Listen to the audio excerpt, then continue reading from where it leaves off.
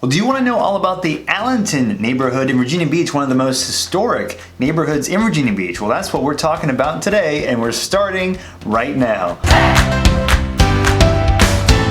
Hey, my name is Sansalone, and I'm a real estate agent in Hampton Roads, Virginia, and I do videos all the time about moving to the Hampton Roads area, Virginia Beach, all the cities around here. I love helping people move into this area. That's one of the big reasons why I like doing these videos, to help people get an idea and perspective on what's really here before you move. So if you like these videos, please, by all means, hit that like button. It really does wonders for the YouTube algorithm that tells them that I'm doing a good job. As well as feel free to subscribe and hit that bell notification so you'll get notified every time I do a video. We're talking about Alanton today. It's a neighborhood in what's called Great Neck, a pretty large area in Virginia Beach, but it's headed towards the beach. It has lots of great features, so I'll talk all about the neighborhood itself, like what kind of houses are in here. I'll do some drive-thrus for you so you can see the houses, and the history, because it's a historic area, and I love talking about where this whole area came from, like what's here to do, what's around it, shopping, and some stuff I don't like too, because there are always negatives and drawbacks to every area, in my opinion. Well, if you look on the map, you see the ocean front there. Well, just to the west of that, there's that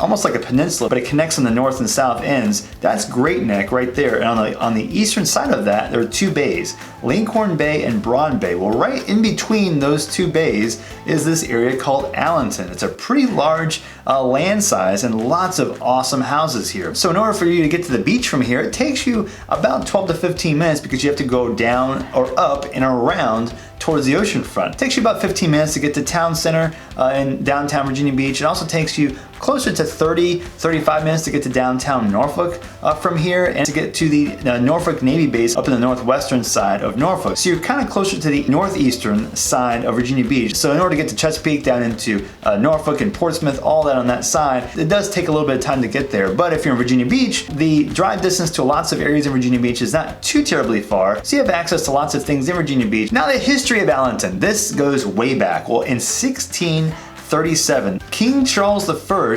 gave 500 acres of land to a guy named Henry Woodhouse. And that family owned this property for almost 300 years. And it wasn't until 1909 that a lot of this got sold. And it changed hands a couple of times until 1923 when this property was sold to Frank McCullough. Frank McCullough is the one that really created most of the development to what we know now as Alanton. He named this area Alanton. The reason is because he has a son named Alan. And also at that time, he built a road that was kind of like a long connector from the entire area of Alanton into the closest primary road, which now is called Mill Dam Road. The road he created was called Woodhouse Road in remembrance of Henry Woodhouse, the guy who started this whole thing. And also he planted, look at these cedar trees. He planted all these trees up and down near the entrance of Alanton. So when you drive in, it feels really quiet, real shaded. There aren't too many places in the entire area that have this kind of vibe. And so now that we're talking about the development of the houses, we'll shift into the neighborhoods and real estate. So in the 1920s, there had been some houses that were built, and these were older houses and on large pieces of property. But in the 30s, 40s, and 50s, more houses were built, and you could start seeing the land start filling up with houses. But it wasn't until the 1960s that this area really started picking up. From the early 1960s through the late 1960s into the 70s is when probably half or more of the houses that were built in this area were actually constructed. And you see, if you drive through this area, you'll notice some distinct time period changes, because a lot of the houses in the 60s and 70s were ranch style or like more modest, like between 1,700 square feet to 4,000 square feet, but most of them are in that 2,000 to 3,000 square foot range, like 4 bedrooms or so. But the price ranges of this time period are anywhere from 400,000 for the smaller houses upwards of 1-2 million plus for the larger houses. So it wasn't until the 80s and 90s and in the 2000s to where more of the newer houses were built, and those houses were bigger, and they started at 4,000 square feet, go up to 8,000 square feet, and up from there. Some of these new construction and newer houses are just mansions. They start in the $800,000-ish price range, but they go up to $2-3 million plus. They're big houses. So you've got a mixture. You've got the older, like real vintage style houses built in the 1900s, 20s, 30s, and those are on sometimes larger pieces of property. They go for as little as sometimes as $1 million up to $4 million. And so the newer ones are larger, more expensive, but one of the reasons it makes this area so valuable is not just the land itself, but the waterfront. Some of these houses that are built on the water are some of the best waterfront sites and access points in the entire city, which is saying something. If you turn right and go south, you can go down Lincoln Bay almost to the ocean front, right down into that corner. But then if you go turn left, you go up into Broad Bay, which takes you up towards Shore Drive in Lynn Haven, which a lot of boats are docked at in some of these marinas. And you're set apart just enough away from the main roads that you don't feel like you're so close to all this hustle and bustle. But you still are. You're only a few minutes away from shopping. Another big plus about this area is even though it's close to the water, most of the area is not in a high risk flood zone. Only the very corners near the water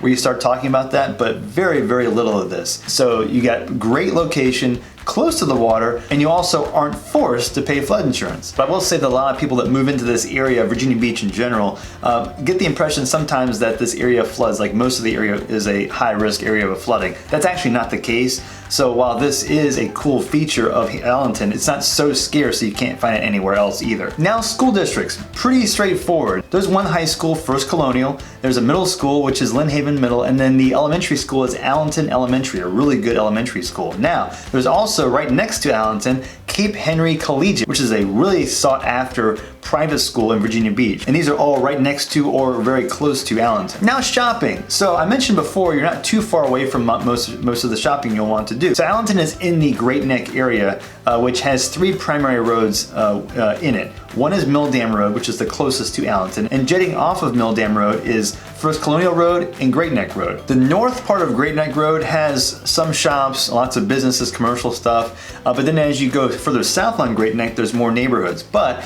going on First Colonial, that's the direction you would take if you're headed towards like Hilltop, which is the biggest kind of the central shopping area that I would say that you might end up going to outside of your local grocery stores. This place has Trader Joe's, it has Whole Foods, has a natural food store close by here too, plenty of great strip malls, real nice, like there's a Target down there and a Walmart. So you're gonna have everything you're looking for in Hilltop, but there are some closer grocery stores that are nearby Alanton that you might frequent that are a little bit quicker to get to. However, most of what you're looking for will be in Hilltop, which will take you about 8 or 10 minutes or so to get to most of that area. Now, what's to do around here? Well, there's lots of houses and stores and commercial areas nearby, but once you go further north and down south, you'll hit beaches.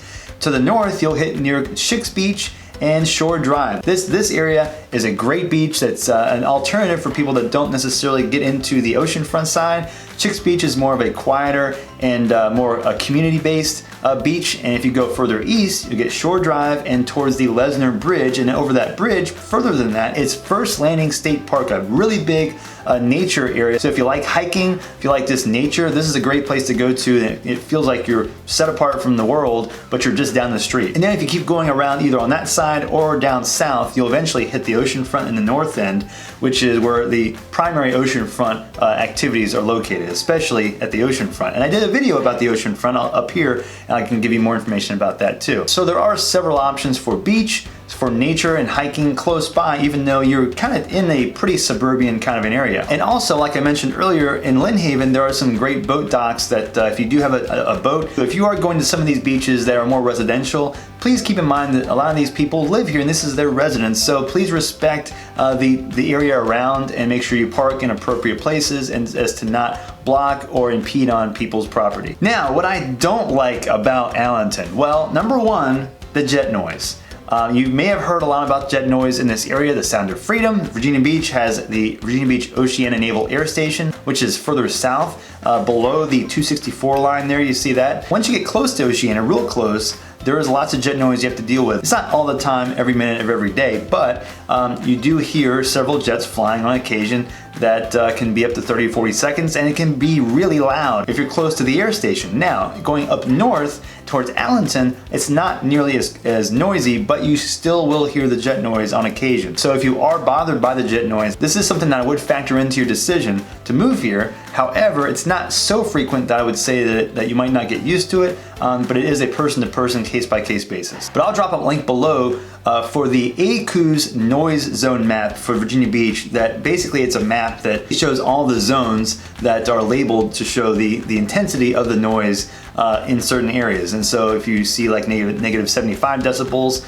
that's the highest noise zone that there is. Negative 70 is the next lowest down. Negative 65 is the bare minimum. If you're in negative 65, then you don't really have anything to worry about. And the next thing I don't like about Alanton is not that I don't like it, it's just that it's a bummer. It's expensive. The cheapest house in Alanton, bare minimum, is going to be low end 400,000. Remember, this is all based on spring 2020 pricing. So 400,000 is like bare minimum, but I really wouldn't expect anything less than 450 to 500 for the most part. And most of the houses are going to be between like 450, 500, up to 750. But then those houses that are big, they're going to be real expensive, $1, $2, $3 million, especially near the water. So it packs a punch, but it's priced accordingly. Now I've done more videos about Great Neck, about Little Neck, about the whole area around here, and I'm going to put some videos here so you can get some more information about this area if you're interested in it, as well as if you are planning to move in this area, please let me know. I've got my contact information below. I can help you in any way that I can, just point you in the right direction, or I can help you move here and relocate. This is what I do, and I love doing it. So feel free to reach out to me in any